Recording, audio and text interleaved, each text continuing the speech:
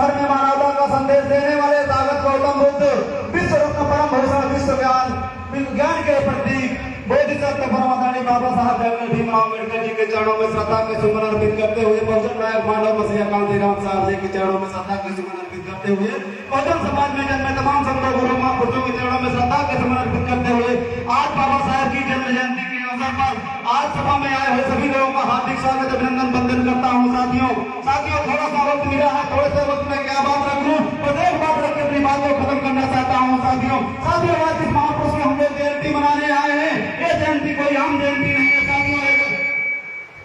Hello, ये जयंती कोई आम जयंती नहीं साथियों। जयंती पूरे विश्व में मनाई जा रही इकलौते महापुरुष बाबा साहब डॉक्टर BR अम्बेडकर जी हैं, जिनकी जयंती पूरे विश्व में धूमधाम से मनाई जाती है और एक दिन नहीं पूरे महीने मनाई जाती है। साथियों विश्व के सबसे बड़े विद्वान बाबा साहब डॉक्टर BR अम्बेडकर जब लंदन में पढ़ रहे थे साथियों, तो वो चाहते तो लंदन में पढ़कर वहीं पर सेटल हो गए होते अपने पूरे परिवार के साथ, उच्च से उच्च पद पर रह के वहीं अपना जीवन यापन जी सकते थे। साथियों बाबा साहब जानते थे कि भारत में जो जातिवादी व्यवस्था है, जो वर्णवादी व्यवस्था है, जो उच्च नीति की व्यवस्था है, अगर मैं भारत में जाऊंगा तो व्यवस्था का शिकार हो जाऊंगा।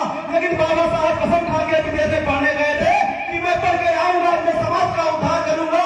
वो समाज जो कीड़े मकोड़ों की तरह जिंदगी जी रहा है, जो कुत्ते बिल्ली की तरह जिंदगी जी रहा है, जिस तालाब में कुत्ता बिल्ली पानी पी सकता है, उस तालाब में हमारे समाज के लोग पानी नहीं पी सकते हैं। साथियों बाबा साहब ने सोच कर गए थे कि मैं विदेश से पढ़कर आऊंगा और अपने इस समाज को उच्च शिखर तक पहुंचाऊंगा और मानवता की जिंदगी दूंगा, उस मुख्यधारा में जोड़ूंगा। साथियों बाबा साहब पढ़े और पढ़ के भारत आते हैं। साथियों भारत आने के बाद उन्होंने संघर्ष किया, बीवी बच्चे कुर्बान कर दिया, पूरी जवानी कुर्बान कर दिया, पूरी जिंदगी कुर्बान कर दिया और हमारे समाज के लोग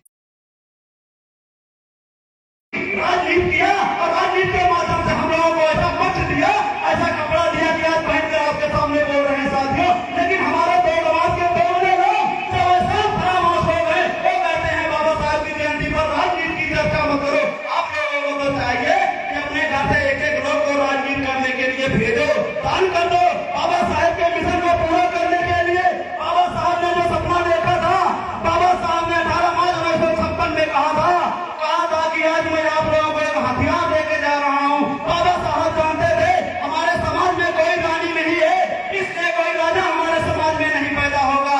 बाबा साहब भी जानते थे कि हमारे समाज के पास कोई मजबूत हथियार नहीं है कि जिस हथियार से लड़ाई जीत कर राजपाट कर सकते हैं। साथियों इसलिए बाबा साहब ने बड़े भावुक मन से कहा था 18 मार्च 1956 में आगरा के मैदान में कहा था, साथियों अपने समाज के लिए, पूरे बहुजन समाज के लिए, पूरे सर्व समाज के लिए एक ऐसा हथियार लेके जा रहा हूँ, अगर इसका प्रयोग आप लोग कर लेंगे तो आप लोग भारत पे शासन करोगे, पढ़े लिखे लोगों पर शासन करोगे। क्योंकि बाबा साहब जानते थे कि हमारे समाज के लोग पढ़े लिखे नहीं है, सदियों से इनको पढ़ने नहीं दिया गया, इनके पढ़ने पर पाबंदी लगा दी गई। बाबा साहब ने कहा था मैं एक वोट का अधिकार देके आप लोगों को जा रहा हूँ, अगर एक वोट का अधिकार आप लोग प्रयोग करवाओगे सही से तो आप लोग भारत में राज करोगे, इन पढ़े लिखे लोगों पर राज करोगे। उन लोगों ने लोग आपको सदियों से पढ़ने नहीं दिया गया, ये नियम बना दिया गया कि आप लोग अगर पढ़ोगे, आप लोग मंत्रों का उच्चारण करोगे, किताबें पढ़ोगे तो आपकी जीवा को काट दिया जाएगा। आप लोग अगर स्कूल में पढ़ोगे, अगर उस मंत्र को सुनोगे तो आपके कान में कान पिघला कर डाल दिया जाएगा। तो हमारे समाज के लोग कहाँ पढ़ पाते। साथियों बाबा साहब ने हमको अधिकार दिया और उस अधिकार का प्रयोग करके हम लोगों ने उत्तर प्रदेश में 4 बार सरकार बनाई और 4 बार सरकार बनाने का नतीजा आप लोगों के सामने है कि आज आप लोग मंच पर बैठे हुए हो, आपका बेटा मंच से बोल रहा है जिसकी कोई औकात नहीं है, इसकी कोई औकात नहीं है। साथियों उस 4 बार की सरकार की बदौलत जो लोग कहते हैं बीएसपी खत्म हो गई है, जो लोग कहते हैं बीएसपी खत्म हो गई है, आज उस खत्म होने के बाद को कहने का नतीजा देख लीजिए। एक दिन में 6 पासी समाज के लोगों की हत्याएं होती हैं, बलात्कार होता है। केवल एक दिन की बात नहीं है, महीने के 30 दिन देख लीजिए अगर अत्याचार हो रहा है तो हमारे बहुजन समाज के अनुसूचित जाति जनजाति के लोगों के ऊपर हो रहा है। उसका कारण है हम लोगों के द्वारा कही गई है एक बात कि बीएसपी खत्म हो गई है, बीएसपी का नाम लेने वाला कोई नहीं है। अरे साथियों पूछो, आप लोगों ने इकट्ठा होकर हो दिया 37 सांसद बनाए, पता नहीं कितने सांसद और बना दिए, लेकिन आपका भला होने वाला नहीं है। बीएसपी शून्य हो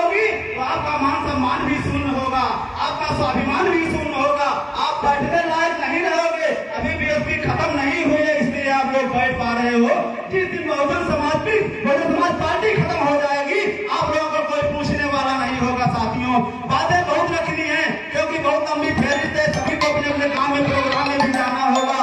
आज 14 अप्रैल का दिन है, बहुत ही बिजी दिन है आज पूरे दुनिया का, और हम लोगों के लिए तो बहुत ही बिजी दिन है। इसलिए अपनी बात को खत्म करते हुए सभी साथियों से क्षमा चाहता हूँ। माननीय संचालक महोदय बड़े भाई जिलाधीश जी का धन्यवाद करते हुए अपनी बात को खत्म करता हूँ। बहुत बहुत धन्यवाद। जय भीम, जय भारत, जय बहुजन समाज पार्टी।